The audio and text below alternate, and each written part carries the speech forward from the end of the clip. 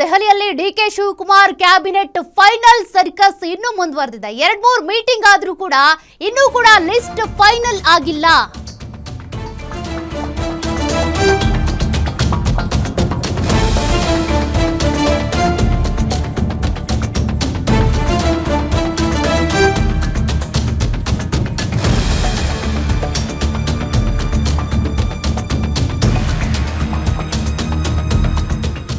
Siddaramaiah, DK Shivakumar ಇಬ್ಬರ list ಅನ್ನು ಕೂಡ ರಾಹುಲ್ ಗಾಂಧಿ ನೋಡಿದ್ದಾರೆ. ಮಲ್ಲಿಕಾರ್ಜುನ್ ಖರ್ಗೆ ಮನೆಯಲ್ಲಿ ನಡೆಯಿತು ಹೈ ವೋಲ್ಟೇಜ್ ಚರ್ಚೆ.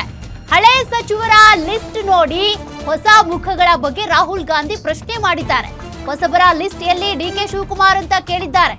ಇನ್ನು ಆಗ ಹೊಸಬರ ಪಟ್ಟಿಯನ್ನು ಕೂಡ ಡಿಕೆ ಶಿವಕುಮಾರ್ ಕೊಟ್ಟಿದ್ದಾರಂತೆ. ರಾಹುಲ್ ಗಾಂಧಿ ಖರ್ಗೆ ಜೊತೆ ಮಹತ್ವದ ಮಾತುಕತೆ ನಡೆದಿದೆ.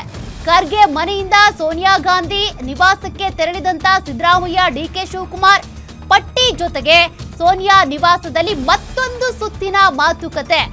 ಬಳಿಕ ಖರ್ಗೆ ಮನೆಯಲ್ಲಿ ಮತ್ತೊಂದು ಚರ್ಚೆ ಕೂಡ ನಡೆಯಲಿದೆ. ಸಂಜೆ 6 ಗಂಟೆಗೆ ಖರ್ಗೆ ನಿವಾಸದಲ್ಲಿ ಮತ್ತೊಂದು ಸುತ್ತಿನ ಸಭೆ ಕೂಡ ಇದೆಯಂತೆ. ಆ ಮೀಟಿಂಗ್ ನಲ್ಲಿ ಸಚಿವರ ಲಿಸ್ಟ್ ಫೈನಲ್ ಮಾಡುವಂತ ಸಾಧ್ಯತೆ ಇದೆ. ಸಚಿವರ ಪಟ್ಟಿ ಫೈನಲ್ ಮಾಡಿಕೊಂಡೇ ಬೆಂಗಳೂರಿಗೆ ಡಿಕೆ ಶಿವಕುಮಾರ್ ಅವರು ಬರಲಿದ್ದಾರೆ. ನಾಳೆ ಪ್ರಮಾಣ ವಚನ ಕಾರ್ಯಕ್ರಮ. ಇವತ್ತು ನೋಡಿದ್ರೆ ಇನ್ನೂ ಕೂಡ ಸಚಿವರ ಪಟ್ಟಿ ಫೈನಲ್ ಆಗಿಲ್ಲ. ಮೀಟಿಂಗ್ಗಳ ಮೇಲೆ ಮೀಟಿಂಗ್ಗಳು ನಡೀತಾನೆ ಇವೆ.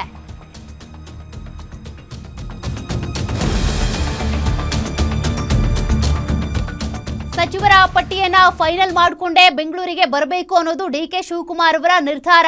ಸದ್ಯ ಸಂಭಾವ್ಯ ಸಚಿವರ ಪಟ್ಟಿಯನ್ನು ಕೂಡ ನೀವು ಗ್ಯಾರಂಟಿ ನ್ಯೂಸ್ ನಲ್ಲಿ ಗಮನಿಸ್ತಾ ಇದ್ದೀರಿ. ಅದರಲ್ಲಿ ಒಕ್ಕಲಿಗ ಕೋಟಾದಲ್ಲಿ ಯಾರು ಬರ್ತಾರೆ, ಲಿಂಗಾಯತ ಕೋಟಾದಲ್ಲಿ ಯಾರು, ಕುರುಬ ಕೋಟಾದಲ್ಲಿ ಯಾರು, ಮುಸ್ಲಿಂರಲ್ಲಿ ಯಾರು, ಜೊತೆಗೆ ಕ್ರಿಶ್ಚಿಯನ್ ಕೋಟಾದಲ್ಲಿ ಯಾರು ಅನ್ನೋದನ್ನ ನಾವಿಲ್ಲಿ ಸ್ಕ್ರೀನ್ ನಲ್ಲಿ ಗಮನಿಸಬಹುದು. ಆದ್ರೆ ಈ ಹೆಸರೇನಿದಾವೆ ಸಂಭಾವ್ಯ ಅಷ್ಟೇ. ಫೈನಲ್ ಆಗಿ ಯಾರ ಪಟ್ಟಿ, ಹೊಸಬರ ಪಟ್ಟಿಯನ್ನು ಕೂಡ ಈಗಾಗಲೇ ಕೇಳಿದ್ದಾರಂತೆ ರಾಹುಲ್ ಗಾಂಧಿ. ಬರೀ ಹಳೆ ಮುಖಗಳ ಪಟ್ಟಿಯನ್ನೇ ತೋರಿಸ್ತಾ ಇದ್ದೀರಿ, ಹೊಸಬರು ಯಾರಿದ್ದಾರೆ ಅಂತ.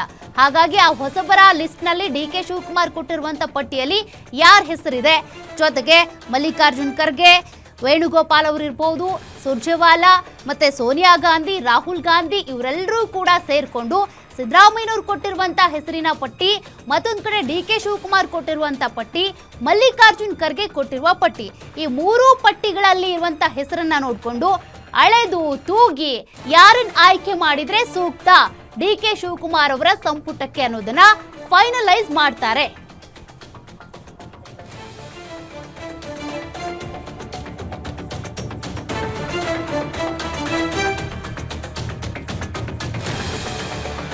ಮಲ್ಲಿಕಾರ್ಜುನ್ ಖರ್ಗೆ ಅವರ ಮನೆಯಲ್ಲಿ ಈಗಾಗಲೇ ಹೈ ವೋಲ್ಟೇಜ್ ಸಭೆ ನಡೆದಿದೆ. ಆ ಸಭೆಯಲ್ಲಿ ಡಿಕೆ ಶಿವಕುಮಾರ್ ಇದ್ರು, ಸಿದ್ದರಾಮಯ್ಯ ಇದ್ರು. ತದನಂತರದಲ್ಲಿ ಸೋನಿಯಾ ಗಾಂಧಿ ಅವರ ನಿವಾಸಕ್ಕೂ ಕೂಡ ತೆರಳಿರುವಂತ ನಾಯಕರು. ಅಲ್ಲಿ ಸಭೆ ಆದ್ಮೇಲೆ ಮತ್ತೊಂದು ಸುತ್ತಿನ ಸಭೆ ಎಐಸಿಸಿ ಅಧ್ಯಕ್ಷ ಮಲ್ಲಿಕಾರ್ಜುನ್ ಖರ್ಗೆ ಅವರ ಮನೆಯಲ್ಲಿ ನಡೆಯುತ್ತಂತೆ. ಅದಾದ್ಮೇಲೆ ಮೇ ಬಿ ಇವತ್ತು ರಾತ್ರಿ ರೀಚ್ ಆಗಬಹುದು ಅನ್ಸುತ್ತೆ ಬೆಂಗಳೂರಿಗೆ ಡಿಕೆ ಶಿವಕುಮಾರ್ ಮತ್ತೆ ಸಿದ್ದರಾಮಯ್ಯ. ನೋಡೋಣ ಎಷ್ಟೊತ್ತಿಗೆ ಬೆಂಗಳೂರಿಗೆ ವಾಪಸ್ ಆಗ್ತಾರೆ, ಪಟ್ಟಿ ಫೈನಲ್ ಮಾಡ್ಕೊಂಡೇ ಬರ್ತಾರಾ ಅಂತ.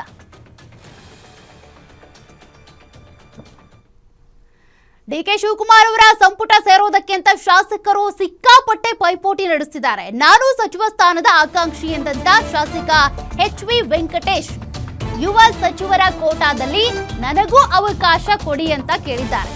ನಾನು ಕೂಡ ಜನಸೇವೆ ಮಾಡುವಂತ ನಿಷ್ಠಾವಂತ ಕಾರ್ಯಕರ್ತ, ನನಗೂ ಕೂಡ ಸಂಪುಟದಲ್ಲಿ ಯುವ ಸಂಪುಟ ಅಥವಾ ಯುವಕರನ್ನ ಕನ್ಸಿಡರ್ ಮಾಡ್ತೀವಿ ಅಂತ ಹೇಳ್ತಿದ್ದಿರಲ್ಲ, ಸೊ ನನಗೂ ಅವಕಾಶ ಮಾಡಿಕೊಡಿ ಅಂತ ಡಿಕೆ ಶಿವಕುಮಾರ್, ಸಿದ್ದು, ಸುರ್ಜೇವಾಲಾ ಅವರಿಗೆ ಮನವಿ ಸಲ್ಲಿಸ್ತೀನಿ. ತುಮಕೂರಿನಲ್ಲಿ ಪಾವಗಡ ಶಾಸಕ HV ವೆಂಕಟೇಶ್ ಹೇಳಿಕೆ ಕೊಟ್ಟಿದ್ದಾರೆ. ತಾವು ಕೂಡ ಸಚಿವ ಸ್ಥಾನದ ಆಕಾಂಕ್ಷಿ ಅಂತ ಇಂಗಿತ ವ್ಯಕ್ತಪಡಿಸಿದ್ದಾರೆ HV ವೆಂಕಟೇಶ್. ನಾನು ಜನಸೇವೆ ಮಾಡ್ಕೊಂಡು ಬಂದಿದ್ದೀನಿ. ನಾನು ಪಕ್ಷದಲ್ಲಿ ನಿಷ್ಠಾವಂತ ಕಾರ್ಯಕರ್ತನ ಕೆಲಸ ಮಾಡಿದ್ದೀನಿ. 14 ವರ್ಷ ಬ್ಲಾಕ್ ಕಾಂಗ್ರೆಸ್ ಅಧ್ಯಕ್ಷನ ಕೆಲಸ ಮಾಡಿದ್ದೀನಿ. 2 ಬಾರಿ ಜಿಲ್ಲಾ ಪಂಚಾಯತ್ ಸದಸ್ಯನಾಗಿದ್ದೀನಿ. 2013ರಲ್ಲಿ ಕಡಿಮೆ ಹಂತದಲ್ಲಿ ಸೋತಿದ್ದೀನಿ. 18ರಲ್ಲಿ ತಂದೆಯವ್ರನ್ನ ಗೆಲ್ಲಿಸಿದ್ದೀನಿ.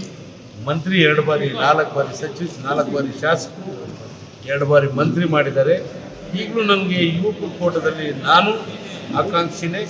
ನಾನು ಇವತ್ತು ಹೋಗಿ ಮೊನ್ನೆ ಡಿ ಕೆ ಶಿವಕುಮಾರ್ ಸಾಹೇಬ್ರನ್ನ, ಸಿದ್ದರಾಮಯ್ಯ ಸಾಹೇಬ್ರನ್ನ, ಸುರ್ಜೇವಾಲ ಅವ್ರನ್ನ ನಾನು ಮನವಿ ಮಾಡ್ತೀನಿ. ನೋಡೋಣ, ಆ ದೇವ್ರದ್ದೇ ಕೊಟ್ಟರೆ ಮಾಡ್ತೀನಿ, ಕೊಟ್ಟಿಲ್ಲ ಅಂದರೂ ಪಕ್ಷದಲ್ಲಿ ನಿಷ್ಠಾವಂತವಾಗಿ ಕೆಲಸ ಮಾಡ್ಕೊಂಡು ನಾನು ಜನಸೇವೆ ಮಾಡ್ಕೊಂಡು ಬಂದಿದ್ದೀನಿ. ನಾನು ಪಕ್ಷದಲ್ಲಿ ನಿಷ್ಠಾವಂತ ಕಾರ್ಯಕರ್ತನ ಕೆಲಸ ಮಾಡಿದ್ದೀನಿ. 14 ವರ್ಷ ಬ್ಲಾಕ್ ಕಾಂಗ್ರೆಸ್ ಅಧ್ಯಕ್ಷನ ಕೆಲಸ ಮಾಡಿದ್ದೀನಿ. 2 ಬಾರಿ ಜಿಲ್ಲಾ ಪಂಚಾಯತ್ ಸದಸ್ಯನಾಗಿದ್ದೀನಿ. 2013ರಲ್ಲಿ